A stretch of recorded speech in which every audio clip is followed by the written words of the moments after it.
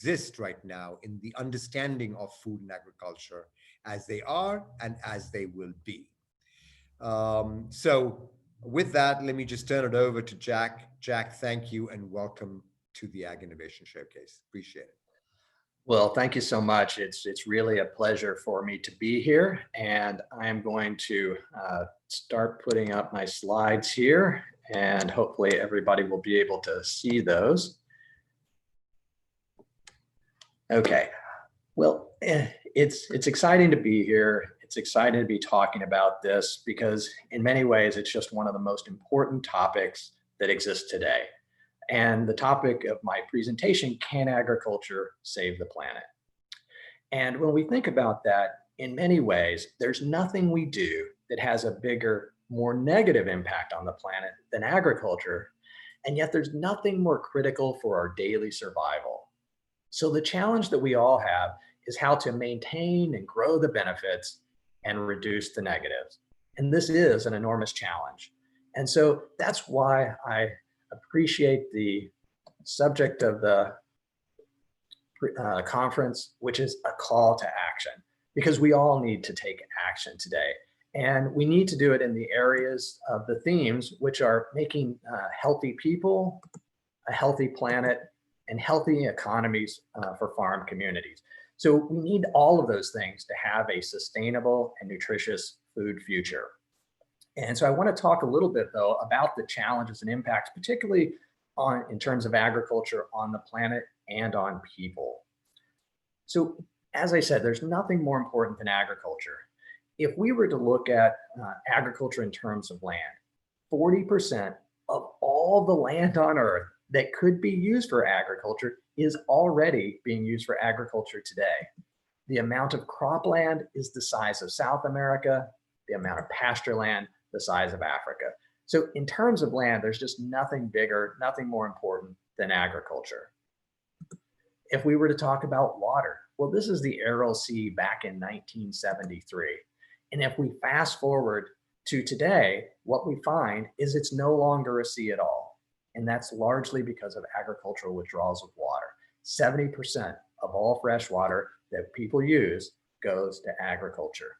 And this isn't just a problem in foreign lands. Here in the United States, the Colorado River, the 5th largest river in America, no longer flows to the sea.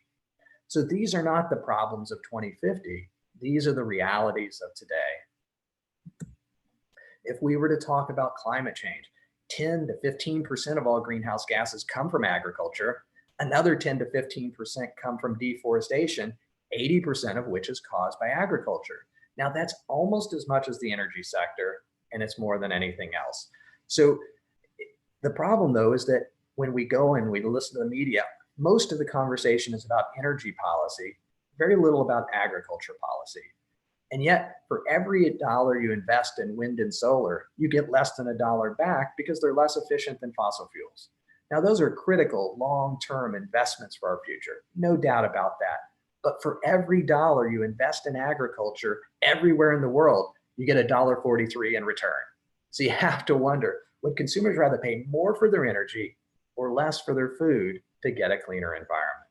Now, from what I know of Americans, they'd rather eat their way to a cleaner environment.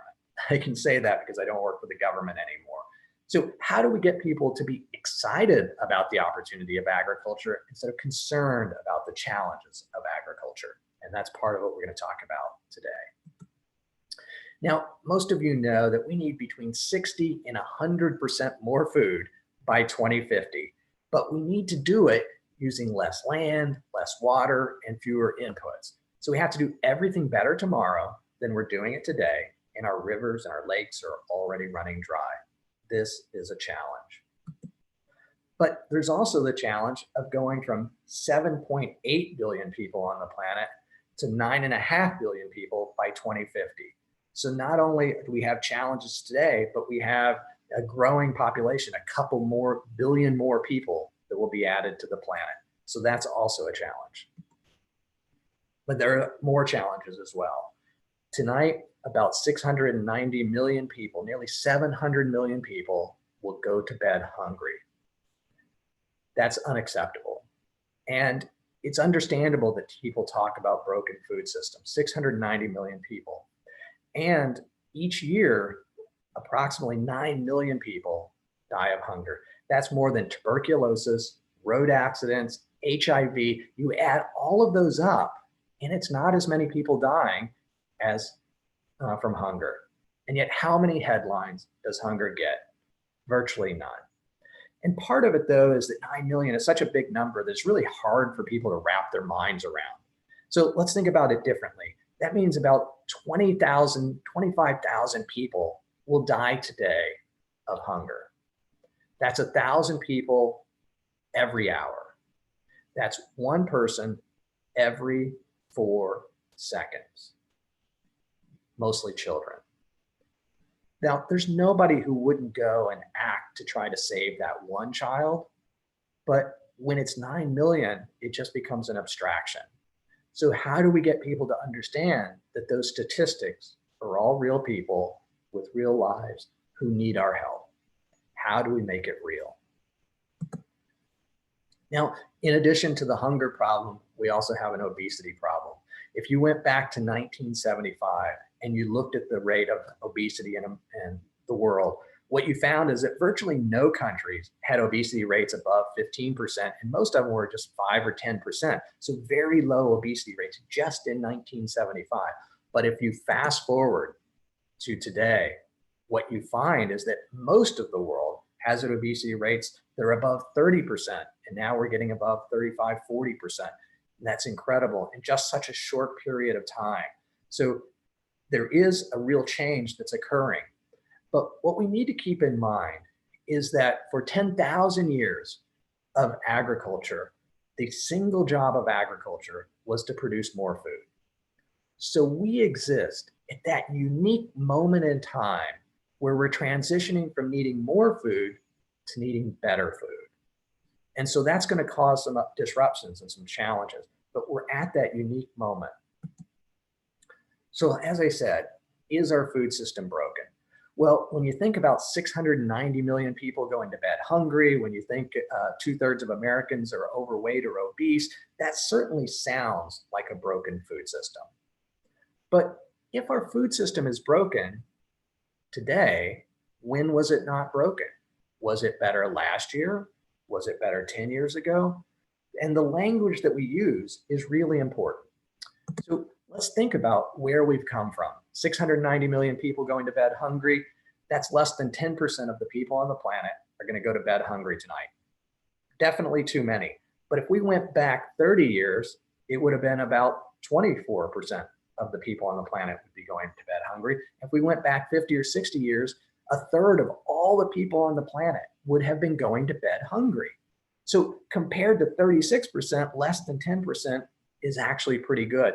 And this is important because when we talk about a broken food system, it makes people think that things are bad and getting worse. But when we look at how far we've come, it's clear that things are good and getting better. And that's an important distinction in how we frame this conversation around food. Are farmers the problem to be solved or the solution to our problems? Is science the problem to be solved or the solution to our problems? How you frame the conversation will determine the answer to those questions. Another example, if we were to look at life expectancy back in 1951, what you see is that some of the best countries in the world had life expectancies of 65, 70 years, but for much of the world, the life expectancy was much, much lower. But again, if you fast forward to today, what you find is that the worst countries in the world in terms of life expectancy look like the best countries in the world just in 1950. I mean, it's amazing how far we've come in terms of life expectancy and spreading that to the rest of the world. So in terms of life expectancy, things are wildly better than they were in the past. So let's think about how did we get here? Well, part of it is, again, how we frame the conversation. Instead of looking at today as the baseline, let's go back in time. Let's use 1980 as the baseline. And let's look at the resources necessary to produce a single bushel of corn. So between 1980 and 2011, farmers used 35% fewer greenhouse gases to produce a bushel of corn. They use 40% less land, 40% less energy. There's 50% less water needed to produce that bushel, and there's 60% less erosion on the land. So things are wildly better. Now we could show the same sorts of charts for cotton and soybeans and canola and all sorts of different crops. So farmers are doing an amazing job, and it's wildly better. But we're also asking them to produce so much more food that what most consumers see is eutrophication of waterways and pollution and other things. And that's not because things are being produced poorly. It's because we need so much of it. And so people see the problems, they don't see the progress. So let me show you that progress. If you look at the amount of land that's needed to produce the food today, what you see is that, yes, there's more land being used, but it's only a little bit more land. Population since 1961 has increased dramatically. It's exploded. And yet food production has not only kept pace, but it's gotten ahead of population growth.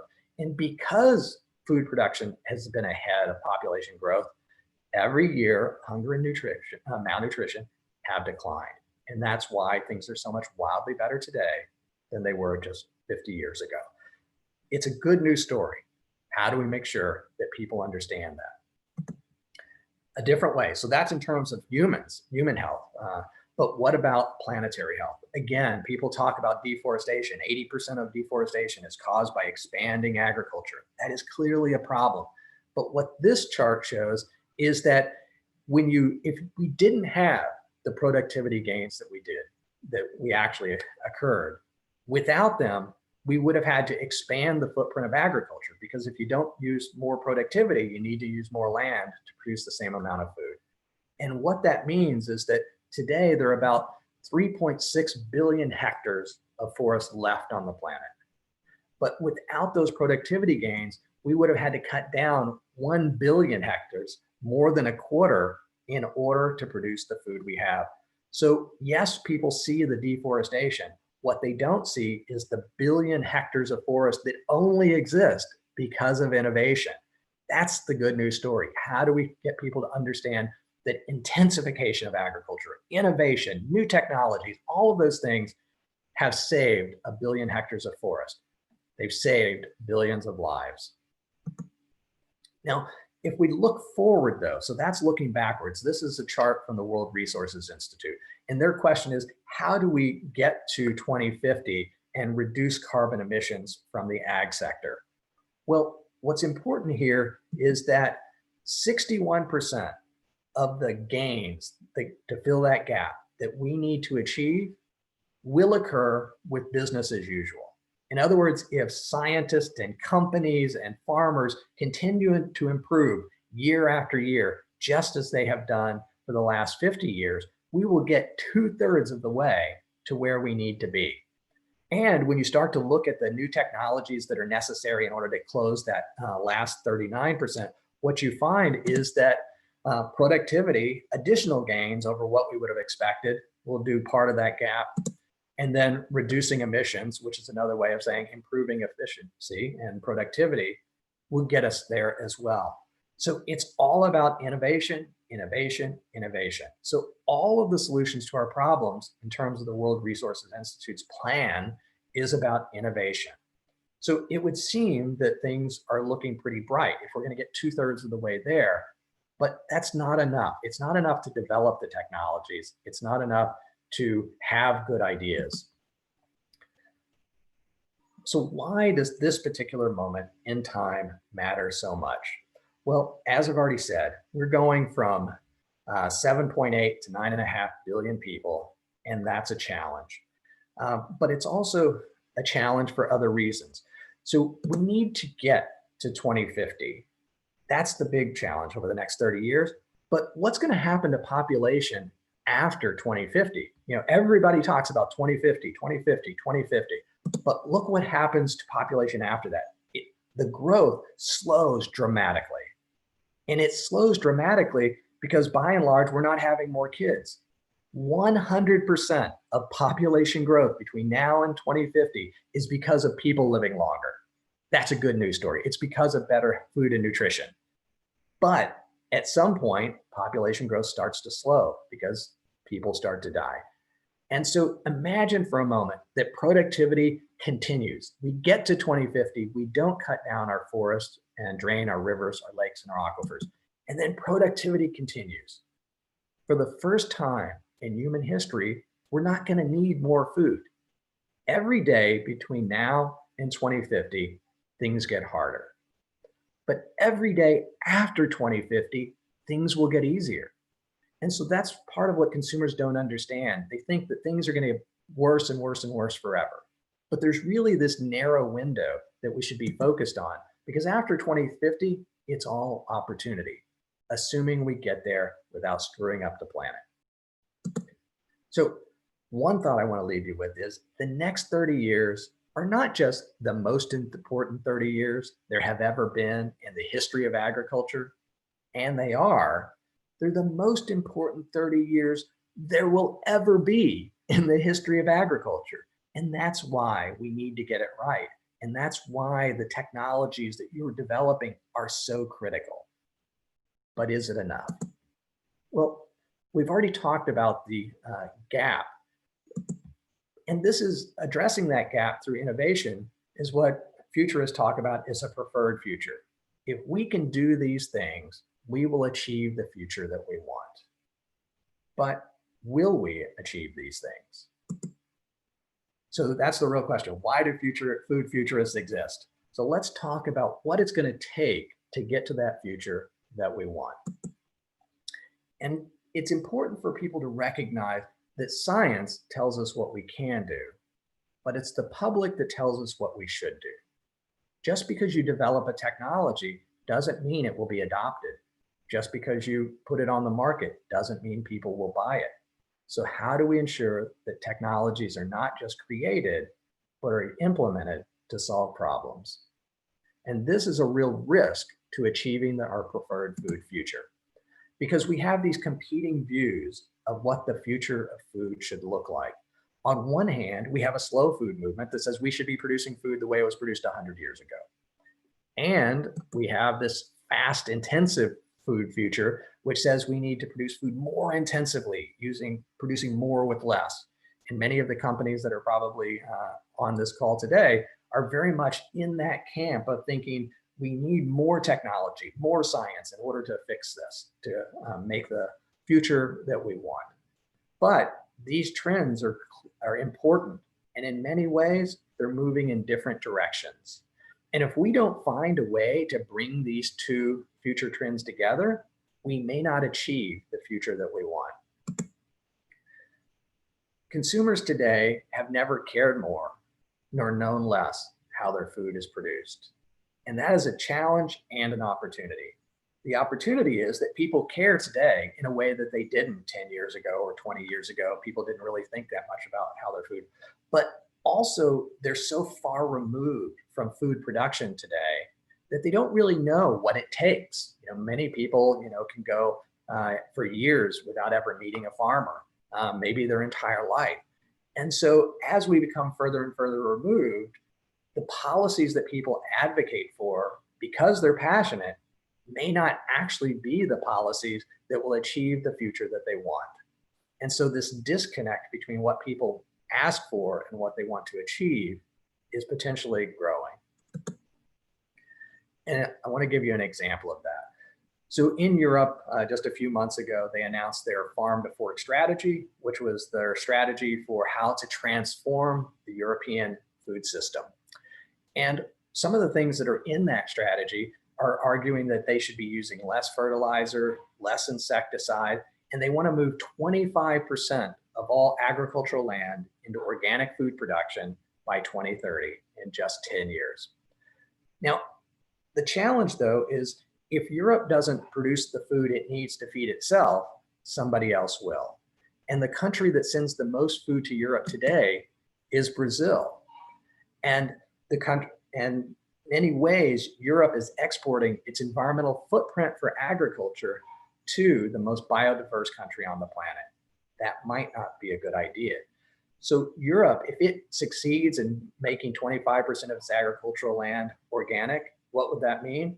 Well, according to Europe's own analysis of the productivity of organic production under real world circumstances, that would lead to a 36% decline on that agricultural land. That means Europe will produce 8% less food in 2030 than it's producing today. And Brazil is its #1 exporter of food. So the challenge that we have is about the choices and consequences. Europe can choose to reduce the footprint of agriculture on its land, but if its food demands stay the same, then somebody else will meet that need. And they may not do it in as sustainable a way as Europe would like. So choices and consequences, not good and bad, not right and wrong. So part of the problem that we have is that we as humans are not particularly good at imagining futures that don't benefit us. So when we think about the future, we think about a future that's all bright and cheerful and that things work out the way we want them to work out. So consumers want the world to be all organic, but that may not be the one that actually achieves their goals. So think about some of the challenges we have. Our food has never been safer, and consumers have never been more scared. So there's this disconnect. Consumers have never known more about nutrition, and they have never been less healthy. So just because we know about food, our food is safer, doesn't mean people will be less scared. Just because we know about nutrition doesn't mean people will be healthier. So how do we get the alignment between people's wants and needs? Now, one of the challenges we have, and this is particularly a challenge for the companies that are participating in this, because I'm sure that you all love innovation, but the problem is that people love innovation almost as much as they despise change. And there's no place that people despise change more than in the food they eat. Because food is what brings us together with friends and family. And if you mess with my food, you're messing with my family, and people don't like that. But if we don't change how we produce food, everything will change. So how do we ensure that people think in terms of innovation and not change? Think in terms of excitement, like the latest iPhone, instead of change in terms of something negative, bad happening to them. And so we need to reframe this conversation in order to ensure that the innovations that you develop actually reach the market. And so an example of that and how consumers can sometimes go astray. If you ask consumers how interested they are in food products with an organic label or a non-GMO label or natural label, what you find is the label that's most influential in people's purchasing decisions is a label that says that the product is natural. Well, there are a couple problems with that. First, the term natural is not defined by FDA, so it actually means nothing. But the second is that what does natural really mean? Because salmonella is natural, Ebola is natural, COVID is natural, all the bad things in the world are natural too, and yet people are wildly influenced by these terms. So understanding consumer psychology, how the mind works, how people think, has never been more important. And we need to understand this because the word natural, in psychology, there's the availability heuristic, which just says what things come to mind. And when I say the word natural, we all think happy thoughts, even though we know that many of the bad things in the world are natural too. So we need to understand how people are influenced, how we're influenced by the terminology and the communication strategies that we employ. So how do we think about the future? What should we be doing differently than we currently are? Well, there are a number of things that need to happen. First is that instead of thinking about the preferred future, the perfect future, we need to think about possible futures. We need to start by having an open mind to what things could possibly occur. The job of the futurist is not to predict the future, but it's to identify possible futures so that we can find the one that works for us. So of the possible futures that are wildly possible, then we can begin to identify those that are plausible futures. You know, we could have a future in which agriculture is strong and revered in 2050, and we could have an agriculture in which consumers are even more afraid than they are today. We could have livestock be thriving. We could have a future in which livestock is beginning to disappear. We don't know which of those. They're both plausible futures, but which one will be the future that we actually have? And then, of course, there are the probable futures, the things that we know are almost certain to occur. So as we're going through this, it helps for companies to think in terms of possible, plausible, and probable futures so they can begin to consider the alternatives. One of the things that most organizations fail to do is to not just understand the trends that work in their favor, but to understand the forces that are pushing up against the trends that are working in their favor. So as much excitement as there is about plant-based foods, think about this. In 2019, the biggest IPO of the year was Beyond Meat. So you would think people must love ultra-processed foods. But what was the biggest diet trend of 2019? It was clean eating, which is all about eating whole foods and simple ingredients. So on one hand, you have the big IPO for ultra-processed. On the other hand, people are buying into the idea that our food should not be ultra-processed at all. And so those are two competing trends that could describe plausible futures. Which one will we have? So as you're thinking about this, you can think in terms of those possible futures, the plausible futures, the probable ones, and then where is your preferred future? And so as I said before, most organizations start this conversation by looking at their preferred future. I read dozens and dozens of reports that talk about how fermentation and plant-based foods are going to destroy the livestock sector by 2030. Well, that might be a possible future, but is it a probable future? And what would it really mean? How does one actually get there? We could have a plausible future in which livestock, as I said, is thriving. So how do we ensure that we get to the future, not just that we want, but that the world needs, without undermining further confidence in our food system? And unfortunately, right now, the way companies are talking about food and our future is actually continuing to undermine consumer confidence. So on one hand, those who produce plant-based foods are talking about how livestock is destroying the planet and how unhealthy it is. And livestock producers are talking about the ultra-processed nature of these plant-based products. Well, unfortunately, both sides are undermining confidence in our food system. And that's not necessarily good for anybody. Consumers are less confident, they feel less good about everything they do, and they continue to become more and more overweight and obese. We need to find a way of doing things differently. We need to pull those trends together. So how does one actually get to or attain that preferred future?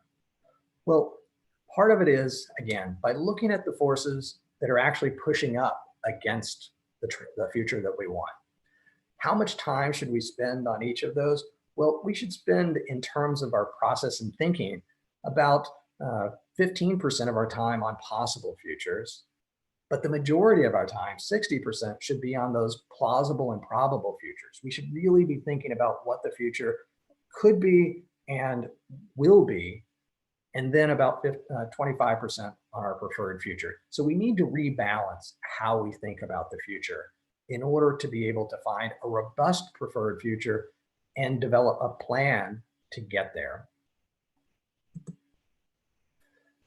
And so as I draw to a conclusion, I want us to think about what is it going to take? Well, as I said, science tells us what we can do, the public tells us what we should do. I tell people I'm a science optimist. I am convinced that science and technology can solve the problems to get us to the future that we want and need. But I'm also a regulatory pessimist. I'm not at all convinced that the public and the regulators will allow us to get there. Because if the people don't want the technology, the regulators might not allow it. This is why we end up with challenges in places like Europe, where innovation is not necessarily seen as an amazing tool that can be used to produce a vibrant future. So how do we build trust, whether we're farmers or scientists or entrepreneurs or government officials? Well, the path is pretty straightforward. We need to be able to become better storytellers. We need to personalize our story, not just tell people what we do, but why we do it. we need to acknowledge people's concerns. I spent 13 years with the State Department talking about global food policy and talking about GMOs and biotechnology. And I can tell you, in 13 years, I did not meet a single person who was anti-science.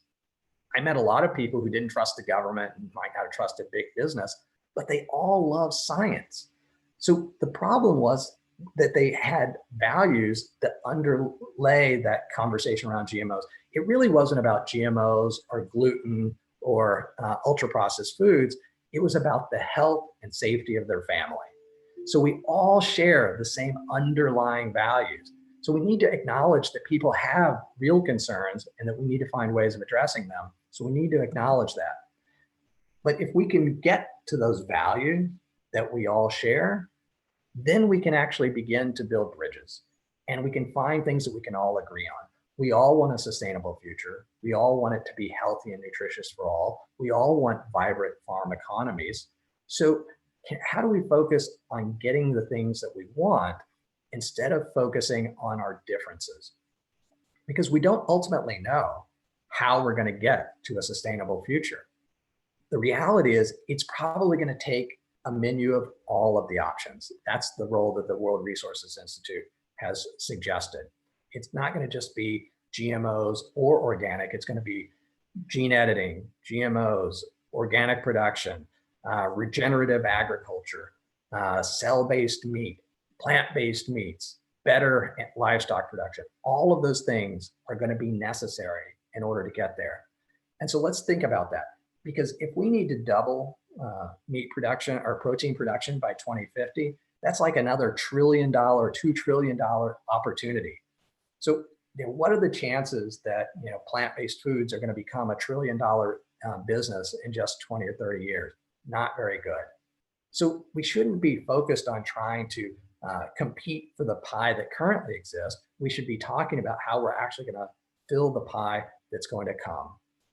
And so if we do these things, we personalize our message, we acknowledge people's concerns, we find ways of connecting with people, then we can begin to build trust. And it's only at the point of trust that we can talk about science. Because otherwise, science at the beginning of a conversation merely polarizes the audience. Those who agree with you more, but those who disagree more.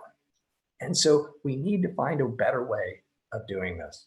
A few years ago, I was speaking to the American Meat Science Institute, and there are like 700 meat scientists in the room. It was very exciting, just like it sounds. And I told them, if people don't trust you, science doesn't matter. But if people do trust you, science doesn't matter. Stop telling people what you do and tell them why you do it. If people get the why, they often don't care about the what. So we need to find ways. And so the thought that I want to leave you with is not just to focus on trust so you can sell your product, but you need to be worthy of the consumer's trust, because it's the only way that your products will make it to market. And if we don't get your products to market, we can't save the planet. So go out there and find ways of connecting, being part of the conversation, so that we all together can develop that nutritious, sustainable food future that we all want. Thank you very much. This is the end of my prepared remarks. I think I have a couple of minutes, so I don't know if the organizers would like to take 1 or 2 questions. Please keep in mind my contact information is there, and also consider joining the next session, which I will be moderating on transforming the food system. So hopefully the panelists in that session will answer some of the problems and challenges that I have laid out for you. I'm going to stop sharing my screen right now and go back to the organizers. All right, Jack, thanks so much for a very good presentation to get us started. We do have 3 or 4 questions. I'm going to take a couple because we're about 5 minutes late in getting into your conversation with your panel. But one just asked, should we be focusing on education to help bridge the gaps and the disconnects in the spaces that you were talking about? Yes. So I think that, education is important, but remember, people, already know more about nutrition and they've never been, less healthy. So we need to start younger to get people excited. You think about the 1950s, people love science, were excited about science in a way that, they're a little bit more concerned today, skeptical of what science can produce. So engaging with children earlier is definitely a good process. And you certainly talked about bringing science to the conversation second, maybe, but the question is, how should ag tech innovators engage in the future of food debates? Explaining science is rarely the path to successful communication. Well, I think it's by talking about why they do what they do. Many companies, when they do a presentation, they spend, their 30 minutes talking about the amazing technologies they have. And I do believe that they're amazing. But they should really talk about, why do the employees get up every day? They don't get up every day to produce a new seed coating. They get up because the seed coating will improve the lives of farmers, that will improve the lives of consumers, and that will help to make a better planet. That's what motivates people. So spend more time talking about what really gets people going. That Jack, same question, thanks so much. Jack, that same question had the comment that it seems like our farmers need to be an intrinsic part of the debate. Absolutely. Farmers are one of the most trusted groups that are out there. So we absolutely want them to be part of the conversation. Jack, in your comments on the panel, you might be able to actually reflect some of the questions that have come up here on digital ag in particular, and the issues that surround it in terms of government funding and spending, which in the opinion of this particular questioner has slowed down adoption. And so we'll talk about that on the other side. Thank you so much again for your time, Jack, and for a very compelling, thought-provoking conversation. Everyone, we're going to move into the keynote conversation, which Jack will be moderating. Thank you very much indeed. Thank you. Bye. Bye-bye. So we ask participants to go to that link now on the schedule and click into the conversation on transforming the global food system. It will be moderated by Jack, and he will have guests coming in to help with that discussion as well. So go back to your schedule and click on the new links as we make that transition to our next part of the Ag Innovation Showcase.